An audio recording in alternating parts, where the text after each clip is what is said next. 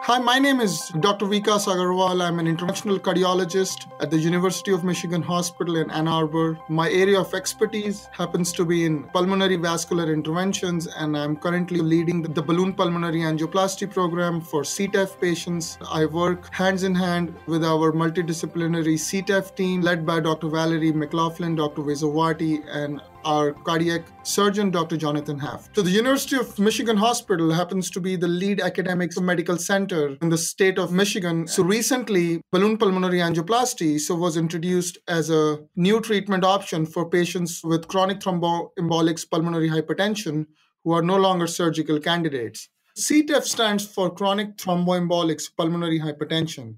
It's a disease that involves blood clots in the arteries supplying both our lungs. These blood clots are leftover clots from prior pulmonary embolisms and are now adherent or organized within the wall of these arteries, which leads to narrowing of the branches of the pulmonary arteries in our lung, leading to increased pressure inside the lungs, which in turn leads to extra stress and effects on the right side of our heart. The treatment of choice for patients with this pathology happens to be cardiac surgery, in which a surgeon dissects down into these branches of the pulmonary artery and takes this clot out. However, more than 50% of all patients with this pathology are not able to get this surgery due to multiple clinical and anatomical reasons. Recently, pulmonary angioplasty, which is a minimally invasive procedure in which we pass a wire across these narrowed arteries and use small balloons to open those arteries and to relieve those narrowings,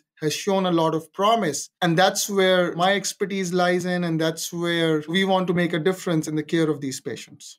Balloon pulmonary angioplasty was in fact first reported from the United States in 2001 by Feinstein et al. From Boston, Massachusetts. However, that experience showed a significantly high rate of complications and bleeding from this procedure. However, since then, the Japanese have taken the forefront in this field and have now consistently shown over the past decade that this procedure, if done right, can be performed safely and effectively in such cases. Since the Japanese experience has been more widely known and widely published, experience and interest has been increasing in the United States over the past 5 years. So I was first introduced to this procedure in 2014.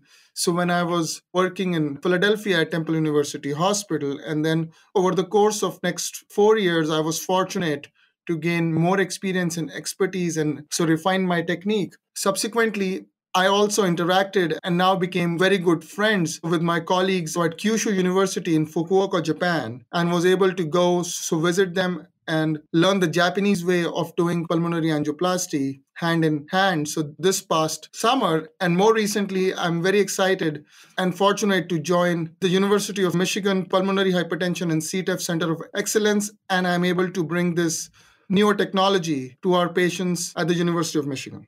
So currently, the standard of care for patients with CTEPH happens to be cardiac surgery or pulmonary endarterectomy. Balloon pulmonary angioplasty is a relatively new procedure, and the Japanese have now shown that in most patients with CTEPH, balloon pulmonary angioplasty is often as effective as cardiac surgery, albeit it requires, on an average, 4 to 5 treatment sessions per patient. However, in the absence of randomized, well-designed clinical trial data, pulmonary endarterectomy continues to be the standard of care. So in the United States, and balloon pulmonary angioplasty, currently, is only limited to patients who cannot undergo pulmonary endarterectomy due to clinical or patient anatomical factors. So our first patient in the state of Michigan, that received balloon pulmonary angioplasty at our expert center, has had one session, and they're scheduled to undergo 2 or 3 more sessions over the next few weeks. So this patient had severe pulmonary hypertension despite being on pulmonary hypertension medications, and was noted to have chronic thromboembolic disease, on pulmonary imaging. However,